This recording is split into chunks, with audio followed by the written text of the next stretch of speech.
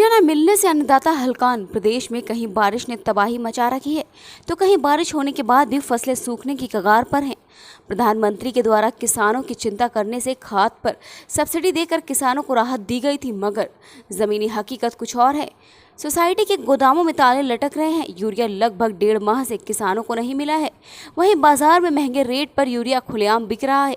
इन सब के कारण किसानों के माथे पर चिंता की लकीरें खिंच गई हैं। वहीं किसानों के नेता केवल अपनी नेतागिरी चमकाने में ही व्यस्त दिखाई देते हैं। मामला है उमरिया जिले का, जहां देश भर का पेट भरने वाला किसान अपनी आने वाली फसल के लिए अपना पेट भरने की चिंता में डूबा हुआ है।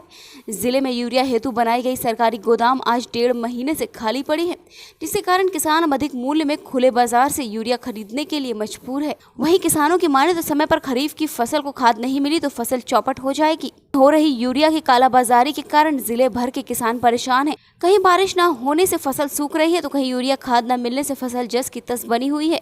किसानों की समस्या का समाधान करने के बजाय जिम्मेदार अधिकारी कुंभकर्णीय निंद्रा में सोए हुए हैं, जबकि किसानों का मसीहा बनकर समस्या हल करने वाले नेता अपनी सरकार को किसानों का हितैषी बताने में नहीं चूक रहे हैं।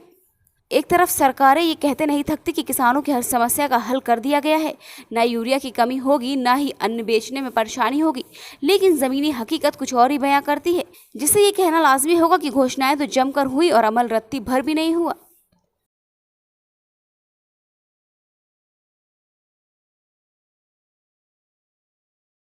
क्या नाम है? बाल मुकुंद सिंह, बिलाई का। आप खेती में क्या परेशानी हो रही खेती में यह खाद आज मिल नहीं रहा है और मार्केट में जैसे पहले रहा कि 250 रुपये रहा, 270 रुपये वही रहा है, मतलब सोसाइटी में, और यहाँ मार्केट में है तो 350 400 रुपया 500 रुपया बोरी दे रहे हैं और खाद मिल भी नहीं रहा है और धान सब सूख रही है।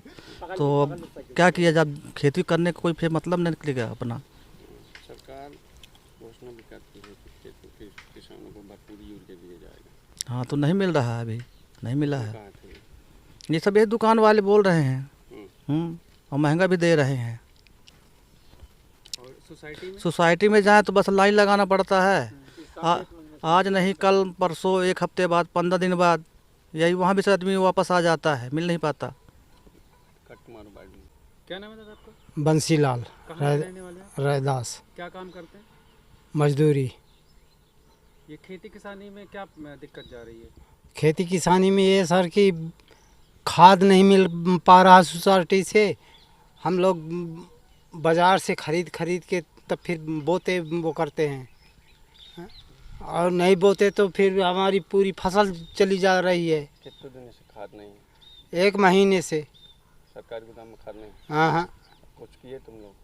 हम जाके वहाँ भी पूछे, नया बस स्टैंड में और वो तिराहा में, तो वहीं भी नहीं मिली।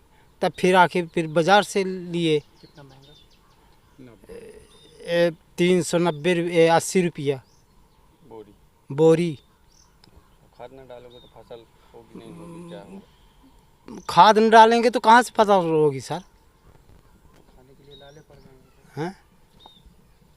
हमारी भारतीय जनता पार्टी और माननीय शिवराज सिंह जी का नेतृत्व विशुद्धतम किसान हितैषी नेतृत्व रहा है।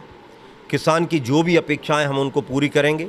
यूरिया की जहां तक बात आ रही है, कमी की जैसी जानकारी लगी, माननीय मंत्री जी से भी चर्चा हुई है और तुरंत में उसकी पूर्ति भी की जाएगी। उस बात की किसान कतई चिंता न करें।